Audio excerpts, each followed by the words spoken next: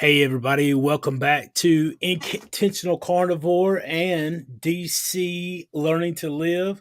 It's good to see everybody back tonight. I know you guys are going to be popping in here pretty soon, so I'll give everybody a minute to get in. But I'm excited about my mind just went blank. I'm excited about the live tonight. Talking with DC, man, he's got a great inspirational story. And I know you guys are going to be glad that you have shown up tonight. If you will, wherever you're watching at, whether it's on his channel, whether it's on my channel, we're glad to see you, first of all. But second of all, go ahead and hit the like button for us, and that'll push the video out and bring some more folks in that might can learn some things and see a difference in their life as well. Get something from the time we're together. But DC, I want to welcome you, man. I appreciate you doing this kind of last minute, taking the time to jump in here, and I've been looking forward to it. And I appreciate you taking the time to come in and chat tonight, man. I really appreciate having me on, Sean. Actually, it's last time we chatted, it was a great chat. So yeah, I really like just catching up. Actually, it's good. Thanks for having me on. Oh, absolutely, brother. You got an amazing story. And, I guess we'll just get right into it. If anybody has any questions during the time, obviously just pop a Q beside it in the comments as always, and we'll get to it. But I want you guys to meet DC. Will you please just share with everybody who may not be familiar with you just a little bit about your story and background? Yeah, sure. Um, this is a pretty long story, actually. For me, it starts. Well, everything relative starts back in 2011. In 2011, I was living in Japan, and I was having a little bit of trouble, a little bit of abdomen pain, a bit of I was catching colds and flus a lot, so my immune system wasn't really up to speed. But in March, we had the earthquake and tsunami that hit Mm-hmm. Japan. We were living in a town between the city called Sendai and the coast of Miyagi. Miyagi is this like state. They call it a prefecture, and that's exactly where the earthquake hit. And the worst part of the tsunami.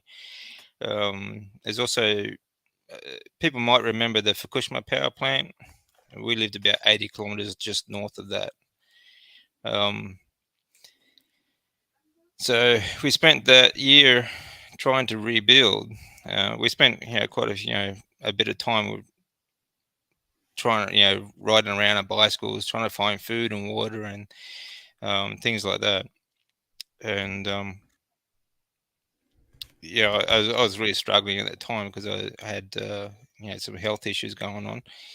But 2000, December came around and I decided to go back to Australia just to visit my family because they were they were telling me, oh yeah, I should leave Japan and come back to Australia. And I was very stubborn about that, saying, that's not going to happen. But I thought I'd come over for a vacation and just let them know that everything's fine. I'm doing fine. And when I got here, I was sick with the flu, so I decided to go get a checkup. And yeah, so that doctor was quite good. He had felt around my stomach and told me, I think you should stay here for a while. And one thing leads to another, and a couple of weeks later, I decided I had to tell my wife. Well, that week I had to tell my wife that I won't be back in Japan on the scheduled date because I've got something to sort out here with my health. And a couple of weeks later, they diagnosed me with very high stage 4 blood cancer.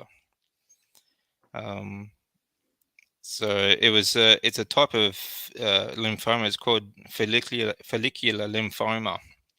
So it was, which just means that it started in my lymphatic system. But I also had, which meant that all the lymph nodes in my body all of them were now malignant tumors. So I had them all through my body.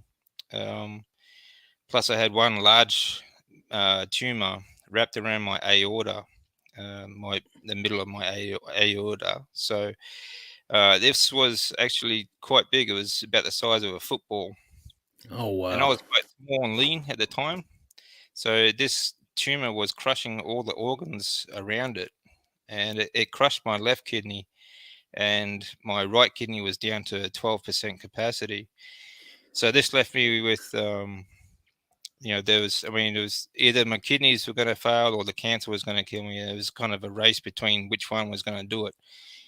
And the doctors gave me less than less than a couple of months to live if without treatment. Um, so before I could even start treatment, I had to have operations done on my kidneys to try and get them flowing again. Mm-hmm. They couldn't get my left one going, but my right one uh, managed to do okay. Um, so that was like, yeah, it taught me a lesson. Is a couple of lessons that year was, within a 10-month period, we had the quake. Then I had my first diagnosis, and I was diagnosed in Australia. My whole life was in Japan, so we lost everything. We lost our home, my business, our careers, everything. So that was a pretty tough time. And then on top of that, getting treatment, having to move internationally, and try and you know rebuild at the same time. So I was sleeping on people's couches and spare rooms and things like that while I was being treated, and trying to find a way to get my wife into Japan, from Japan into Australia. Mm-hmm. It was yeah, it was a really busy, sick time, but we got there. So And sorry, go ahead. no, I was just gonna say, like, I gotta pause for a minute, like, because I mean, I've heard your story. I knew some of your story, and but for everybody at home, all the audience watching, man, like, not just is my man, they've experienced a life changing, you know, tragic event with this earthquake tsunami. The radiation that's being put out by the plant and all that was, lost everything you got trying to, all your possessions. You're trying to, you get away, and now you're in another country. You're separated from your wife, as far as distance wise. You feel sick, and now you're diagnosed with blood cancer, but not just the blood cancer. Then they come back, and your kidneys are already crashing. Like it's like this. They basically have handed you a death sentence. Yeah, exactly. Yeah. Even if I Well, the thing is, follicular lymphoma too is um, the diagnosis is when you get it, they tell you it doesn't matter. Even if you get through the first round of treatment, if you do that, your only hope is to get a remission period. There's no Mm-hmm. cure. It will come back, and the more you treat it, the shorter your remission periods will be, and the more aggressive it becomes. Mm-hmm. So that's what they tell you. So, like, you're already very high stage 4, but it's only going to get worse from here. In other words, Yeah. like, yeah. So, um, yeah, it sort of it plays with you a bit. You're just like, well, how can I beat this if it's only going to keep coming back? Mm-hmm. Um, that period was really tough. Before I was diagnosed, when I told my wife that I was sick, she flew out to Australia to be with me. And I mean, all she could get off work was a 3-week holiday. Um, so you know, since we met actually in 2003, that was the longest period we'd ever been apart. We'd seen each other almost every day since. And then when I was diagnosed, she was here with me for 3 weeks. I had my first treatment. Then I had to see her off at the airport, and we thought this might be the last time we ever see each other. Oh man. Because yeah, it would take her time to clear up everything in Japan that we had, and they told me I wouldn't survive that long to see her again. Good. So that was really tough. But then, you know, that took her about 3 months before she could come back. And when she came back, because I then had a carer, actually, the only thing I had left in the world was her and one backpack full of clothes. That's all I had with me when I came to Australia. So the only reason we had a roof over our head was when she came back, because I had a carer, I could then stay in a Leukemia Foundation apartment while I was being Mm. treated. So that was one good thing.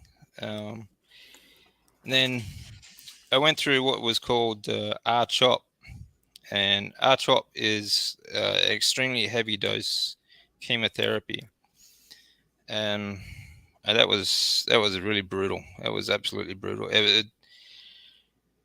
I didn't fast through it, but I couldn't eat anyway. Like it fills your mouth with ulcers. I mean, literally full. My mouth was completely swollen with hundreds of ulcers. Everything tasted like chemotherapy. That was the only taste I had throughout the whole period. Um, you know, Lots of violent vomiting and bone shattering pain. Like just lying on the bed, it felt like the weight of my body was going to crush my bones. Mm. So it was pretty bad. But we got through 8 rounds of that, and that reduced. That brought. It didn't get rid of it. It just brought me back from stage 4 down to stage 2. The tumor, the large tumor, my lymphatic system was clear after that, but my large tumor around my aorta had shrunk by about 30%. So it was still there, but it's still quite big. Then I had 18 rounds of radiation to try and shrink it. And then they put me on a 2-year course of another form of chemotherapy, but every 2 months. And it wasn't too bad. It would make me sick for about 4 or 5 days, and then I'd be okay after that. So it was much easier than the R-CHOP. About a year after that started, I started going back to the gym, and I'd still get my treatment, but I'd just take a week off gym, and then I'd sort of go back, and I'd be all right, be okay. But the first diagnosis was in January of 2012, Mm. and then 2014 January comes around again, and 2 months from my last test in November to January 2014, I was very high stage 4 blood cancer again. So it'd come back, and the all that treatment to try and prolong the remission period didn't work at all. So Mm. um, then they So you're started me on. Sorry. so you're sitting there and you're getting these treatments, and it's already back within a 2 year time period. So I mean, what's going through your mind right then? Yeah, it's pretty demoralizing. Yeah.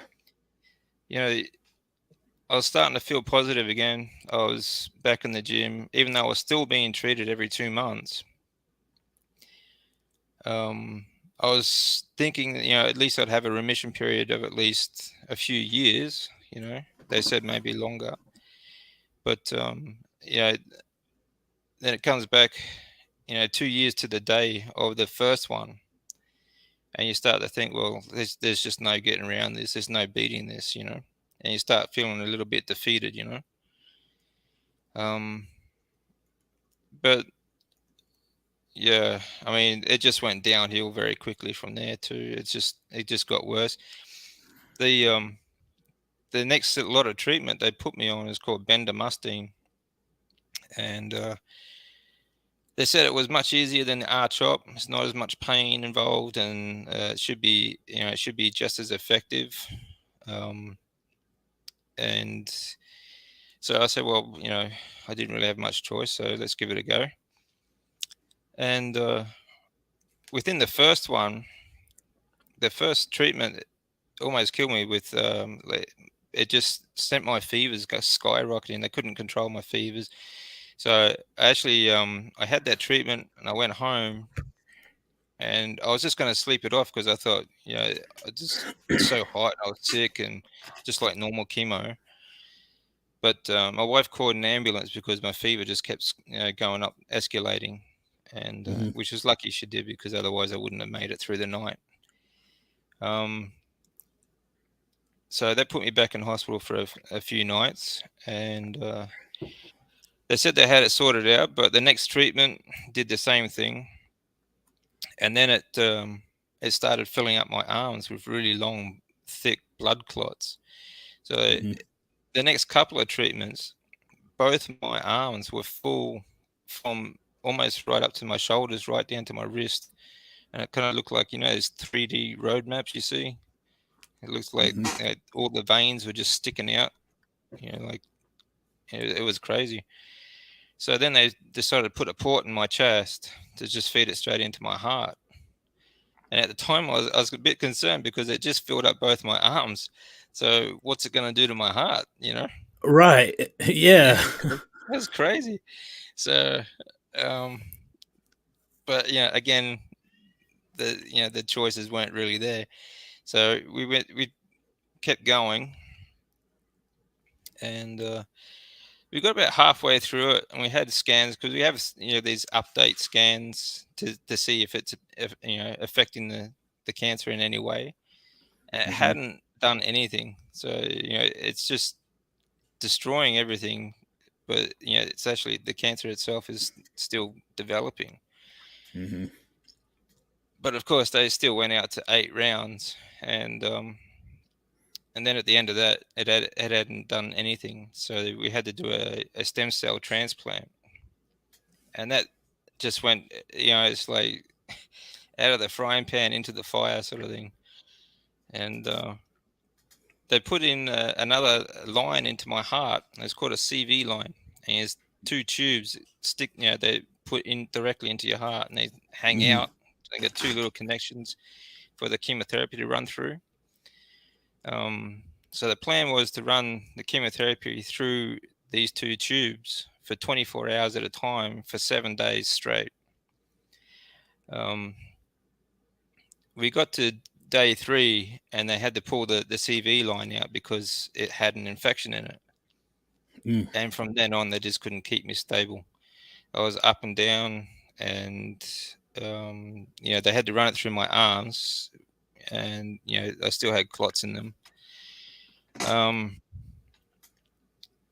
all sorts of trouble. Like my heart would would be racing, and then it would slow slow down too fast, and all sorts of problems going on. I stopped breathing a number of times. I'd pass out. Everything was just going wrong, and it was a crazy time. A lot of it, I actually flatlined. I crashed. I'd wake up. I'd be on all these different breathing machines, heart rate monitors, and all sorts of things, and I just didn't know what was going on. Um, Hmm. and the whole time, it, throughout this period, my wife is sitting there in next to the bed, just watching all this happen. So Um, that's weighing on you too, because I mean, yeah, I always try to take a step back and look at the things that obviously you're going through a lot. You've been through what you've been through. You are in this situation. You're sitting there. They give you a death sentence basically, and you're seeing it play out. You're depressed. I don't. Well, I would imagine you're depressed because absolutely. you're seeing it. You're seeing it play out exactly like you thought. The two things that stand out to me is like one, not just all of that, but your wife has come to join you. She doesn't know how much time you guys have. She could get to Australia where you are and, then have to start over yet again because, something happens to you. And I know that your mind is probably thinking about that as well. And there's nothing you can do about it. So, what is it that goes through your mind during that time period that keeps you keeps that hope in you, or do you find that later?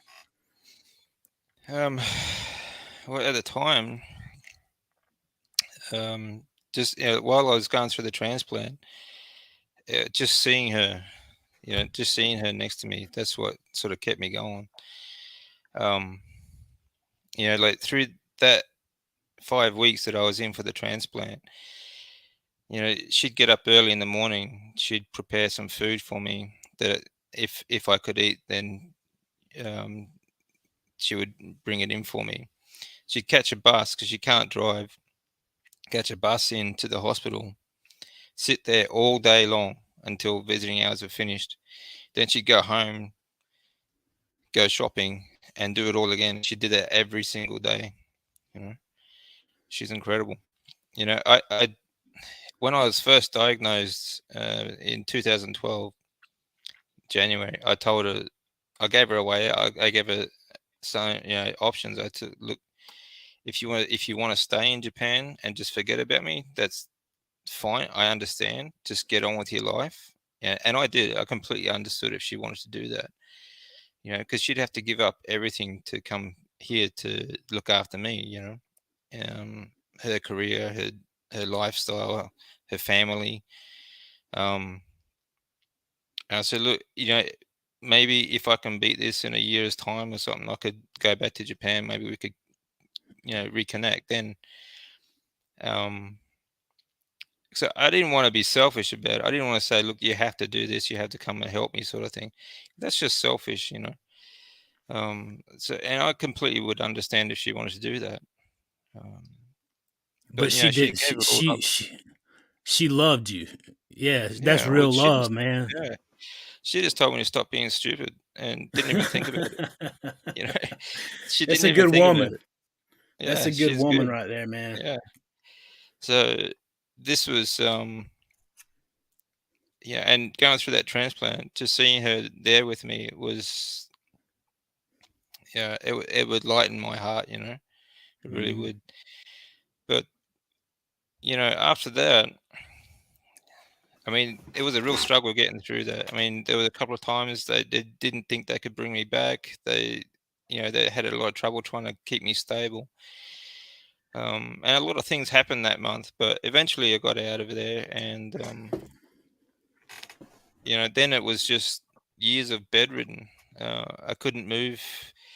My After the transplant, my muscles were so had shrunk. I had lost.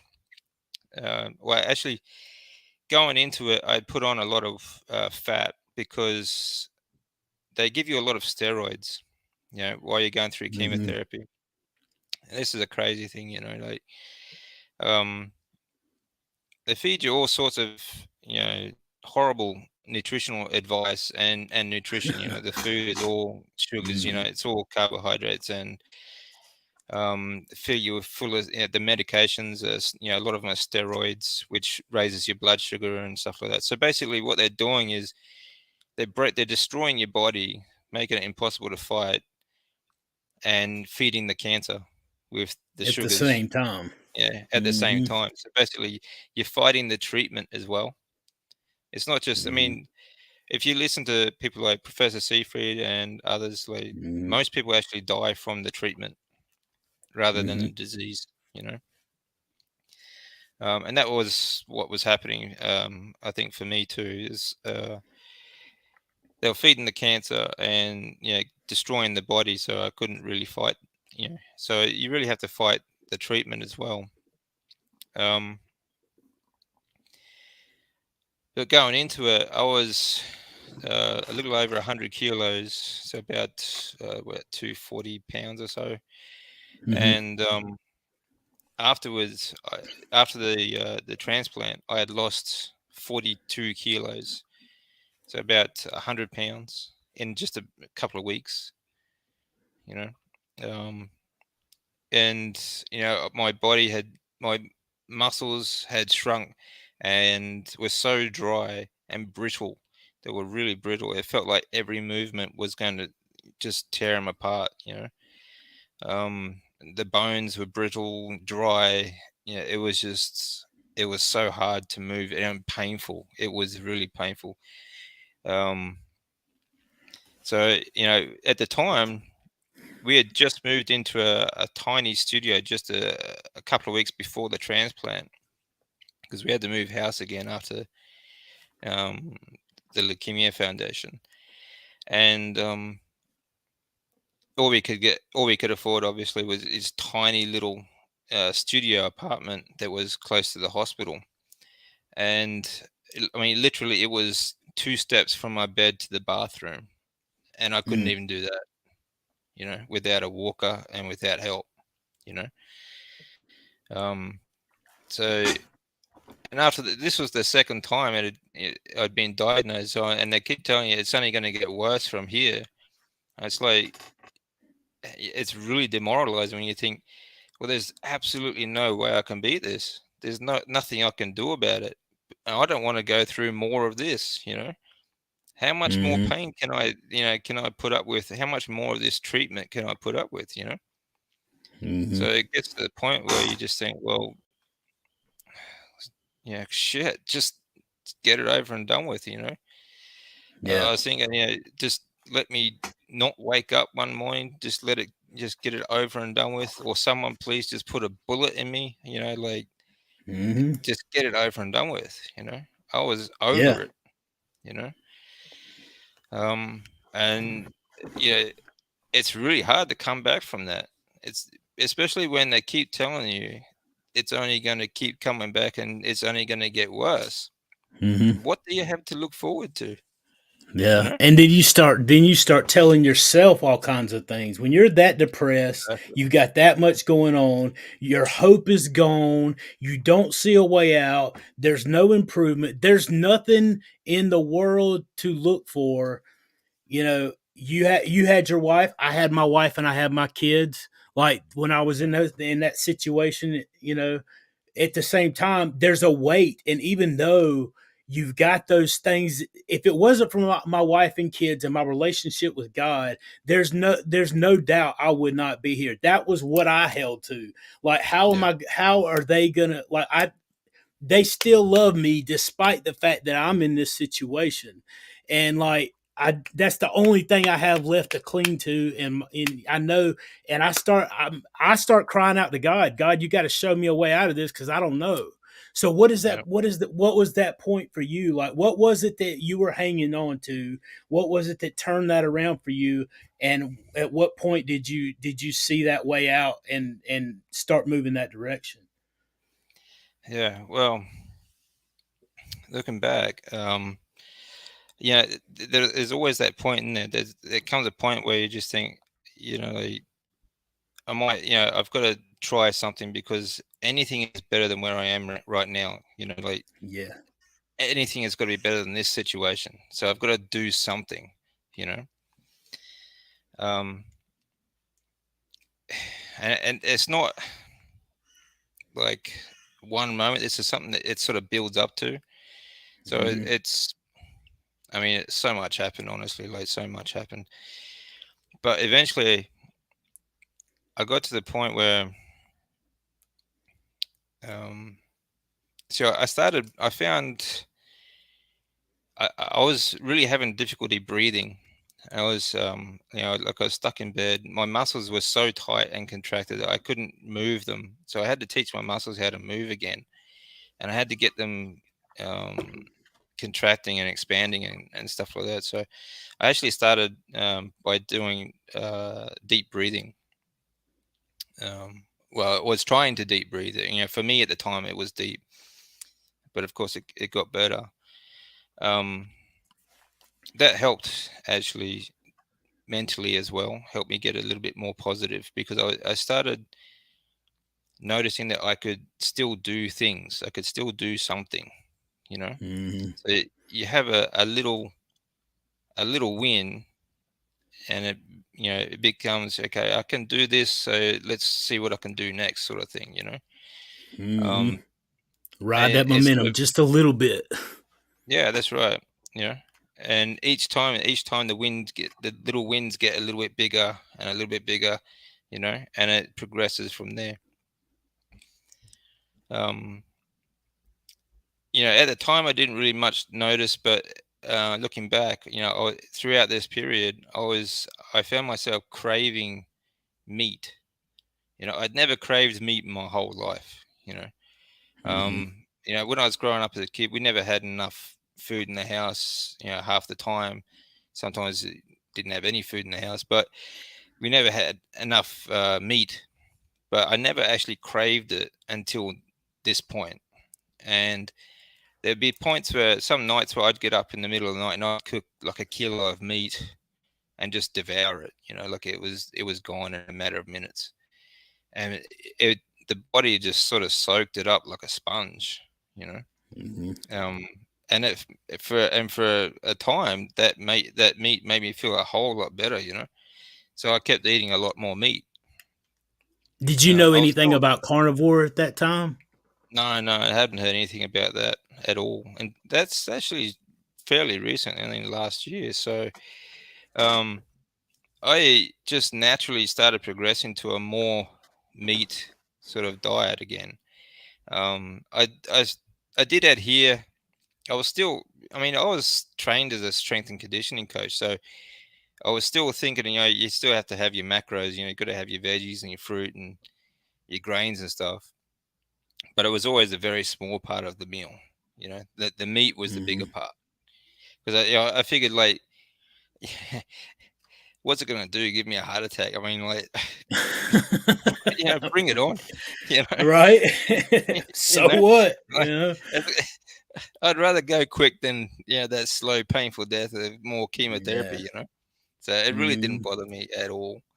Um, and I mean, like for a while, I felt like that about all food. So I was still eating junk food as well, and I got quite fat. Even though I was eating a lot more meat, there was still a certain percentage, like about 20% of it was still junk food. Um, but as I said, like I just figured, well, what's it gonna do? Give me more cancer? Like you can't get more of it, can you? So. Right. Um, Mm. it's kind of a defeatist attitude, but that's what it was. Um, it wasn't. It took a long time to get out of that though, because Mm-hmm. at the like I said before, like there was at the time I just didn't see a way out. There was no all these so-called experts. They keep telling me there's no cure for this. There's no way you can beat it. There's no way out. So you Mm-hmm. tend to believe them. They're the experts. Yeah. Yeah. Oh yeah. So yeah. So there was a lot of that. Um, but eventually, I did go back to. Um, I think one of the problems that led me into this was rabbit starvation. Where you have too not enough fats in your diet. You know, A lot of protein. so you have a high protein, low fat diet, and you get rabbit starvation. Okay, so as Mm-hmm. your body's actually starving of nutrients, even though you're getting your proteins and stuff. But Mm-hmm. I did follow that along for a long time afterwards still. But I think what really helped me is that I eventually just weeded out all the processed foods. And, like because my immune system had shut down for so long, like since 2012, since that period, every meal has been at home. We don't eat out at restaurants. We don't eat out. We don't Mm-hmm. get any takeaway food. We don't get any of that. We cook every single meal, which has helped a lot. Um, Mm-hmm. and I managed to keep it in remission for 9 years um, on a ketogenic style diet, you know. But then when I found carnivore, and actually my wife found it, she starts watching some of you guys on YouTube, and she said, there's these people here, they don't eat any carbs, they just eat meat. And I said, bullshit. I said, I said, what kind of gimmick is that? I said, look, bodybuilders, athletes, they've been cutting carbs for decades, hundreds of years just to try and get lean for competition. And I was like, that's no big deal. It's nothing new, but you can't sustain it. You need your fruit and veg, Mm. because that's what the education is. Oh yeah. And then I found Dr. Baker, and I'm thinking, well, maybe there's something to it. So I started doing a bit more research, and I said, well, in the end, I just said, well, hang it, like there's a lot of data there. There's obviously a lot of data there proving that it works. And I saw what they were doing with diabetes and other things, and I'm thinking, well, what's it going to do? Give me more cancer? Like Yeah. it, at the time, I had been managing my, I've managed it for 9 years on keto, but Mm-hmm. again, it was still quite a low fat diet, and my blood numbers were starting to drop again. Mm. So I had to do something to change it up, and I wasn't getting anywhere. So something had to change. So I figured, well, I really have nothing to lose, you know. Yeah. Um, so when I decided to do it, I said, well, I'm going to do this 100%, like all in or nothing. So Mm-hmm. I stopped taking supplements. I stopped taking everything else. I cut out everything, and I said, okay, let's see what Carnivore can do by itself. And it took me a little while to get used to eating more fat. That was Mm-hmm. the key. I found eating more fat has helped so much with my lymphatic system, my immune system. It's been brilliant. And in the first 3 months of Carnivore, my blood markers jumped 10 points right across the board. You know, Oh wow. yeah. So um, then I started getting really excited. And I started, well, okay, there's something to this, because it can't be an accident. Mm-hmm. So then I started increasing fats again, and I noticed that um, the increase in fats has, like, I would, even on ketogenic style, I would get a cold that would last me for months, right? If I got a Mm-hmm. flu, it would put me back in hospital, you know. Um, I started getting a cold about a month or so back. I just added more fats to each meal. It was gone in Mm-hmm. 2 days. Oh wow. Yeah. Um, things like that. That's no accident. It's Mm-hmm. so I've been. Over the years, I've been doing researching a lot of this stuff. Getting into my lymphatic system and stuff like that, because that's why it's called lymphoma. It starts in your lymphatic system. So measuring my lymphocytes and everything like that. Um, the best thing that has happened for my health is eating more fat. It's just been incredible.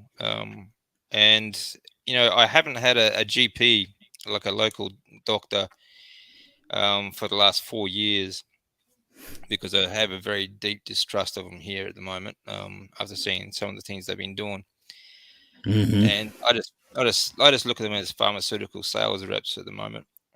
But I Right. managed to find one last month, and because of the blood test I did at the hospital a couple of months back with my oncologist, I was so excited. I found this really good GP. I'm getting blood tests done every 3 months now. You see, before that, I was living 6 months at a time. Every blood test, when you have follicular lymphoma, every blood test they could tell you it's back. You know, so every blood test I got, I was living just blood test to blood test. We never um, we never planned anything further than that. Even the lease on our house, like the rental house, that it was always a 6 month lease, because we couldn't. There's no point getting a 12-month lease if I'm only going to be around for 6 months. you know. Right. So even though you're 9 years out, you're still living in 6 month intervals or 3 month intervals of fear. You still have the fear, so it's still affecting your life, even though you've been in remission for 9 years, right? Like you Yeah, still got the it's effects always of in it. the You back of your can't be mind. free. Yeah, Yeah. yeah, that's right. It's always in the back of your mind. It's like, is this blood test going to be the one? You know. Mm-hmm. Um. So, and it was always a very stressful time. Getting every blood test. It was, leading up to it. I'd be stressed out for a week before it. You know. Mm-hmm. Um. But now I'm quite excited about it because I'm watching the numbers go up. So Yeah. it's really cool. So, So but and how many years has it been to now, like to today? Like it's been what, let me see. 2012 From to, so it's the from the first diagnosis was 2012, January 7. January 7. So we're in 2023. So yeah, 11 years. years. Yeah, Right. So it went from 3 to 6 months diagnosis that you probably 12 weren't years. going to live past to 12 years. Yeah, yeah, And so yeah. much has changed, right? A lot's changed. Like from the September 2014 was the transplant, and that was when I crashed. Like I flatlined, and everything was gone, sort of thing. So from then too, I've come back from there to here now. Like before I went into that, they told me I had to make sure I had a will because they didn't expect me to survive. Afterwards, they told me it was remarkable that I got through it, and Mhm. that I should have a wheelchair, and this is about as good as it's going to get. Like you should be in a wheelchair for the rest of your life, sort of thing. Mhm. So, well, for the what was left of it, I should say. Um, but hang that. I'm not gonna. Right? You know, um, So it's a different lifetime ago now. It's a completely different Mhm. lifetime. You know. So I mean, now it took me about 5 years before I started going back to the gym, and I've been back in the gym for about 4 years now. So And if you could say anything to those doctors back then in that time that didn't have the answer is prevalent. There's so many doctors that do. Like you mentioned, Dr. Seafried, he's doing yeah, amazing research. Anthony yeah, Chafee and him have been working together. People are yeah, trying to spread the message. There's so many people talking about the relationship with cancer and sugar and processed foods, and yeah. it's not new information. That's the thing. It's No, not like it's that's the something that problem. just came into being public knowledge within the last year or two. It's something that's 100 years old, that's been known.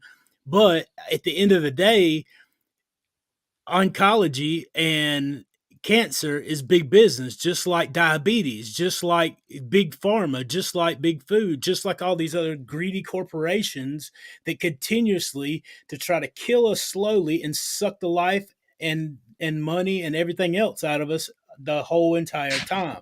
So if you could say anything to those doctors about that wheelchair that they wanted you to be in, about your condition now, what would you say? Well, I do. I still see them. I still see them every 6 months, and Yeah. I just like actually I just like proving them wrong. You know, Mhm. um, I love showing them. The last time I went in to see my oncologist, he was so impressed that he was thinking about starting carnivore diet himself. Thinking about, he should be on it by now. Come on, my man. You give him a 3 to 6 month diagnosis and the condition that you were in, and to see how far you've come, and to see what you're doing even now. You're in the gym. I Oh, that's mean, right.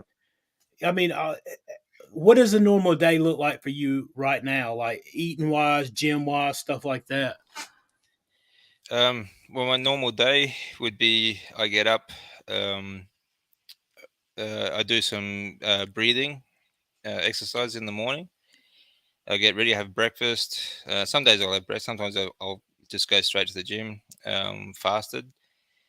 Um, then I come home and just start working on you know social media stuff and also my book. I'm just about finished up with my book. I'm still editing at the moment.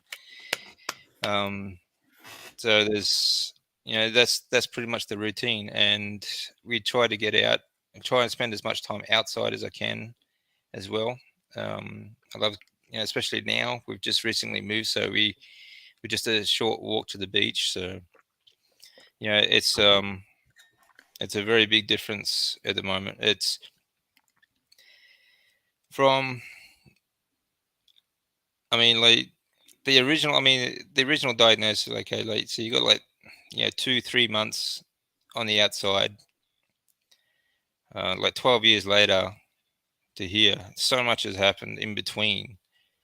Um, it's like I've lived like 3 different lifetimes in that 12 years, you know. They keep telling me, it's only going to get worse. You're going to end up in a wheelchair and then, it's only going to get worse. You're going to have more and more treatments. Basically, what they're saying is you're going to need more and more treatments for the rest of your life, sort of thing. You know, Mm-hmm. at one stage, I was on 42 different medications. Half of that were to make up for side effects of the original 20 medications. Um, um, Down to yeah. zero. I have absolutely zero medications now. Um, Con- Everything in my Congratulations last to you. blood test, my markers haven't just moved up. In my last blood test, all of my markers have moved up to just, I mean, very low, but still inside the normal healthy range for the first time in 12 years. That is amazing. Yeah. All I could say to that, dude, is like, one, congratulations. Two, like, whatever that is, the motivation, the determination, we need to bottle that. We got to figure out how to do that so that we can market that, because that is absolutely amazing. When you had no hope, you have no way out, to keep pushing forward, to keep going on. All I could say is that you have a higher purpose to be here on this earth. Like, God has a plan for you, and like, there's so many people out there that you're going to be able to reach, man, like with that story, that I just can't wait to see like what comes from it, honestly, because I hope so.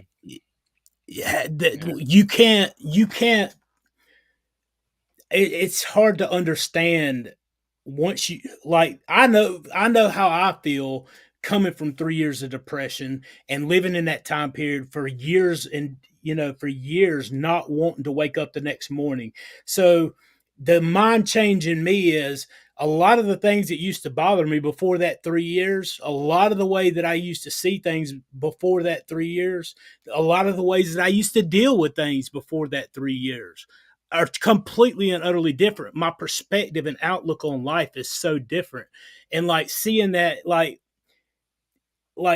don't know how, like, I don't even know how to word it, honestly. Like, you have that same thing, like, you have that drive and that passion, purpose, whatever. Um, you can't teach that, you can't buy that. It's something that you develop during those Yeah. hardships, right? Well, one of the things is, I mean, having the right partner is, having the right teammate helps a lot. Yeah. Like, you see, it's like if you got the wrong team member in your team, it's going to fail every time, right? If you got Hmm. the right team member, there's nothing's going to stop them. You know, that's one Absolutely. thing. But throughout the whole thing, there's always something I've wanted. I still want to do things. You Hmm. know, I still want to do things. I want to try things. You know, when I see someone, I don't know. I'm a little bit competitive as well, and very stubborn. When a doctor tells me I can't do things, I'll do it just to prove them wrong. you know. And Right. and as when I see someone doing something really cool, like athletically or anything like that, I think, oh, damn, I want to give that a try. I want to do that.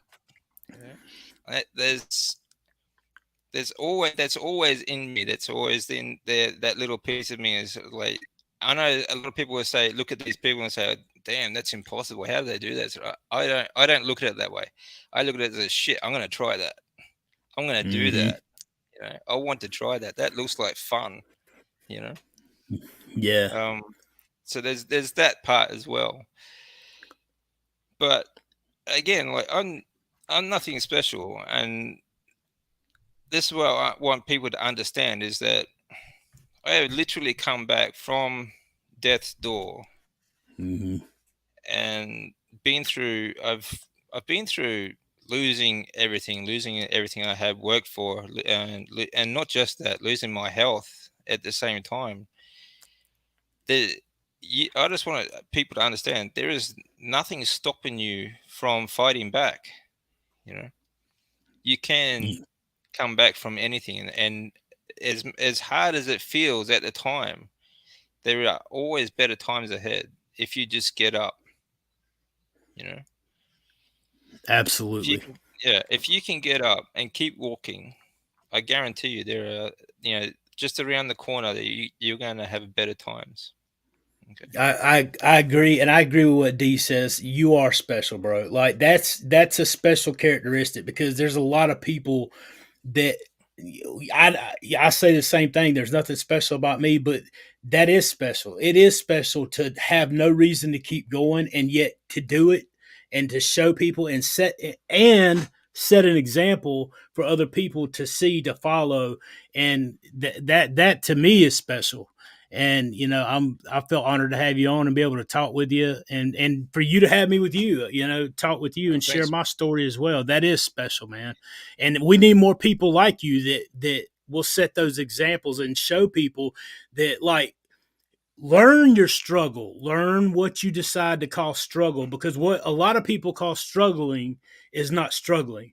Like, That's right. in you, everybody has their own situations, everybody has their own lives, and it's different for everybody. I'm not negating that, I'm not discounting that. What I am saying is, if you can come back from this and thrive from what you have faced since 2011, like, that should show people extreme example of hope that they can grab a hold of to get through the situations that they're going through. There Yeah. is hope, and there is an example right there. Look at it. You know, I hear your story, and I hear you communicating all that you went through, even in that short amount of time. And I'm like, man, could I have done that? I was depressed. I was in the situation I was in, but man, I didn't have blood cancer, and I wasn't fighting something that come back. Could I have even done that?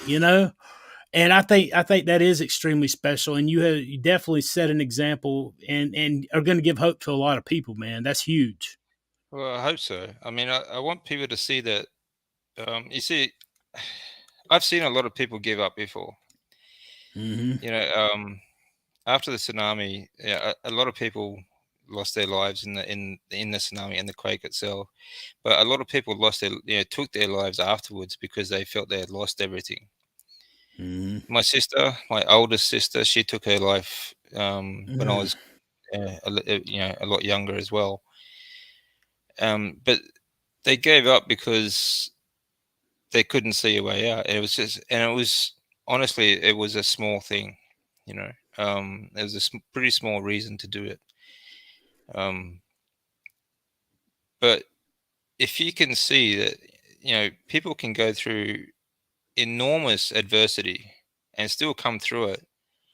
Some of the most successful people in the world have had a lot of adversity before they got there to where they are. Mhm. You know, it's not, it's never permanent. I don't believe any situation is permanent. You know?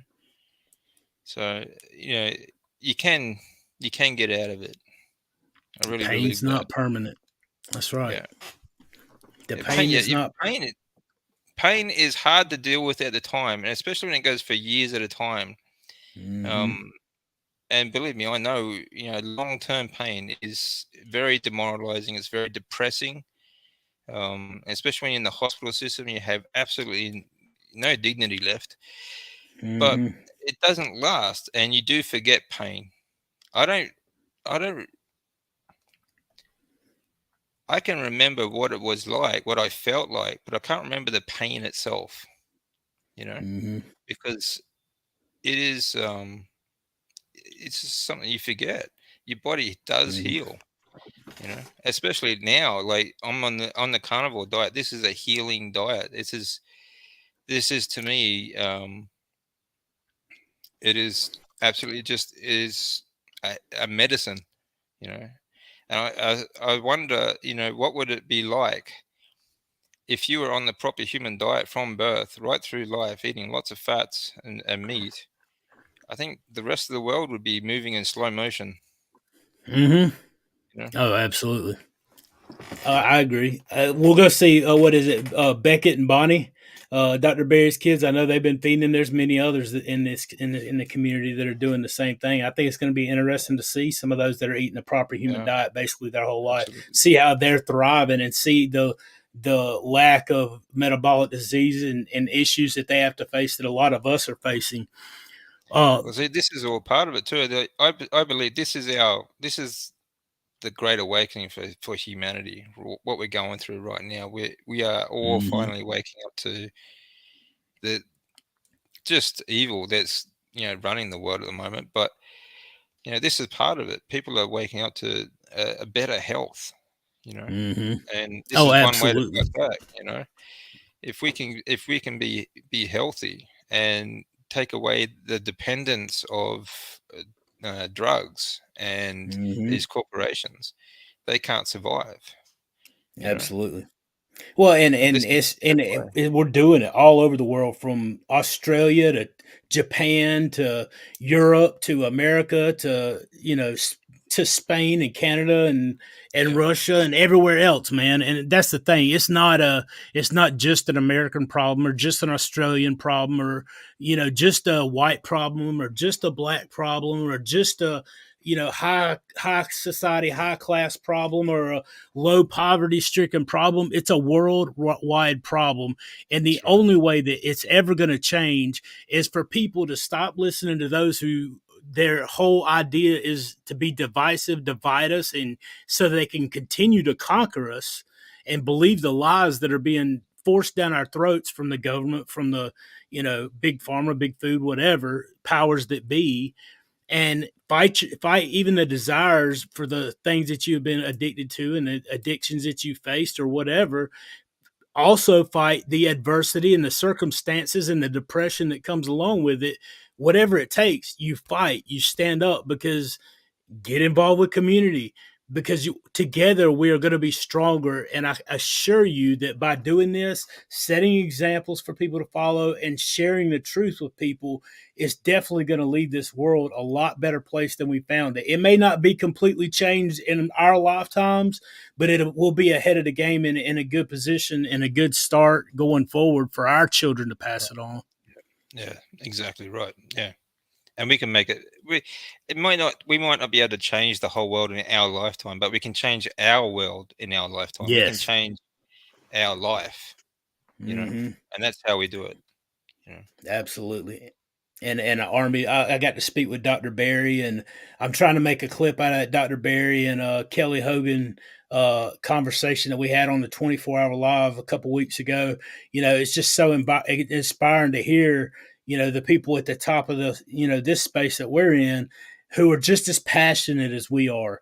And, just tell them, hey, there's an army massing behind you guys. I know you guys face adversity, but stay strong, because we're bringing it up from the back. What little parts, even I could play in it. Well, they'll But they'll you never get stop us now. They'll never shut us up. no, Yeah, they're never, never going to shut me no. up. Yeah, that's right. I don't. I'm hard to kill, mate. Well, I wrote that down. I said if you don't have a title for your book, you need to call it "Too Stubborn to Die." Like that's exactly what I would call it. I would title the book "Too Stubborn to Die." Well, at the Oh moment, it's man, called Not Done Yet. not done yet. Yeah, well, that's good too. I mean, absolutely, you're not done yet, man. You got a Absolutely. purpose. God's got a purpose for you, and I can't wait to I'm like I said, it's an honor to know you and to be able to have you on and to be able to speak with you, man, because I know it's going to be great. I believe the best is yet to come. I got to go back up Thank here you. and catch Yes, brother. somebody caught a question here, brother. Let's Okay. see. I got to scroll back to find it. I was just listening. I want to thank you, Harlivore. Appreciate the super sticker, brother. It is a great inspirational story. And DC's doing great stuff, man. But thank you for the super sticker. Um, didn't there was talking him. There it is, right there. Question, Sean, just join you. Am I correct? Zero carb starves any cancer tumors and they die. I know that a lot of cancers feed on sugar. That's why the stuff they give you to be able to see where the cancer is feeds off sugar, and that solution they make you drink is basically a Yeah. sugar solution. Now, Yeah. will every bit of every single cancer be killed if you starve it out from sugar? I don't know, because you have the gluconeogenesis can produce glucose, which cancer could eat off glucose as well. However, the best shot you got, I feel like, is to keep the carbs, keep the sugar, keep that stuff out of your diet, and that's going to give you the best fighting chance you have. Yeah. I You mean, got anything you further? can't make it zero, but you can minimize. Mm-hmm. You know, um, and that's what I'm trying to do. Like, especially like my tumors were all related. Like, it's all blood cancer, so my blood sugar was quite high, especially from the steroids, which is why I think I was diagnosed the second time so quickly. But Mm-hmm. yeah, you can minimize it. Yeah. Well, I mean, even a lot of meat like has trace carbs in it that gets Yeah, through, that's but right. I mean, it's so minuscule. The best chance you have is eating carnivore, eating an all meat, fatty ruminant meat, Yeah. best you can. But, I mean, the point is you got to eat something, yeah. Yes. But yeah, so just again, carnivore minimizes that. I agree, Marty, my friend. It should be all over the news. But the thing is, just like you and I both know, if his story gets out, people start big corporations start going out of business. So, but that ain't gonna stop us. Yeah, yeah. Frank Getting also getting said I wasn't subscribed to you, but I am now. I understand. I I am now. Don't understand that. I know I was before. Anyway, I'm glad you're Cheers, man. subbed. Every one of you guys, if you're not subscribed to my friend DC Learning to Live, please take this opportunity to get that done. Show him some support, show him some love, and get behind him, man. Because I know he's going to be doing some great things. Thank you, everyone. I appreciate that. Absolutely. I don't know where Thank that. you, D. I there it is. There was another one. QQ for DC because you only have one kidney. Do you have to do any kind of dialysis? And do your physician still consider you to be in stage two? No, no to both. I only have one kidney, but it is flowing at 100% capacity. Um, the only thing they are concerned about is that my creatine levels are higher than someone from my height, but these numbers are done on BMI. If you have more muscle mass, which I do for my height, if you go by BMI standard, which is total garbage, I'm about 25 kilos overweight. But if you have a higher percentage of muscle composition, then your creatine levels will be higher in your kidney. But that's the only thing. Mhm. But my kidney is functioning perfectly, actually. Yeah. So I haven't had to have any dialysis or anything like that. The first operations I did have, the first year I did have operations to put stents in to open up the flow because they were cut off because of the tumor. But Mhm. apart from that, I haven't had any problem. Yeah. And no, I'm Absolutely. not stage two anymore. I'm in complete remission. I'm on 0 medications. The large tumor is now gone. They Yeah, that's what couldn't. I was They gonna. can't operate. They can't operate on that, but it's shrunk down. It has shrunk down to now the only thing left is scar tissue. Nice, nice. Congratulations. So it went from the size of a football down to this, just a fraction where A a little scar bit of scar tissue is. tissue. Mm, Yeah, yeah. man. So it's And quite I a. There's mean, quite a bit because of the size of it. There is quite a bit of scar tissue there um, from the tumor, but that's about it. And it hasn't stopped me from doing anything. So absolutely. Absolutely. Well, I put the link in the description. Would you tell everybody, if you guys are watching this down the road, anywhere else they could find you? I put your YouTube channel in the description. Do you know when the book is? You got any idea when the book will be coming out, or anything like that, or any other links that you want to um, take this time? yeah. The floor is yours, friend. All right. Well, I'm still editing the book. Hopefully, if I can pull my finger out, I can get that done soon. Hopefully. So I'll let you know. I do have a Twitter, Instagram, and Facebook page. So you're welcome to follow on that as well. I'm also on Brighteon, Rumble, and Odyssey. But it's the same as the YouTube page. And that's about it, actually. So I do have a photo book if you're interested in the photos I took from. These are my personal photos I took from after the tsunami in Japan. Because we did a lot of at the time after we start. I mean, the first few months we were sort of riding around bicycles trying to find food and water for ourselves and my wife's family. But after that, we were out taking food and supplies and stuff like that to different shelters. So I took a lot of photos of all those sort of areas as well. So Mm, there's that absolutely. if you're interested. Yeah. Absolutely. You guys, like I said, thank you for coming on, man. Thank you for sharing your story with us. We Well, got to thanks get for having together me. again. We'll get together again, man. I don't like doing one time shows. I like making friendships and stuff that lasts a lifetime, man. So let's do it again. And, I'm honored to have you on. I know God's got a purpose for you and he's going to do some great things with you, man. And I can't wait to see how you're thriving even down the road, friend. So, like I That'd be said, great. thanks for coming on. You guys, if you go down to in the comments, head over to his page, let him know how much you appreciate him sharing his story and how you can support him. And I appreciate you guys tuning in for us again. If I can't wait to do it again next time. We'll be back on, I guess, what is it, Friday night? We got Keto Palooza coming up. I'm going to be doing some things with that, hopefully headed up that way. But until next time, I appreciate you guys. I love you guys, and stay strong and keep pushing forward. We'll See you, see everyone. y'all.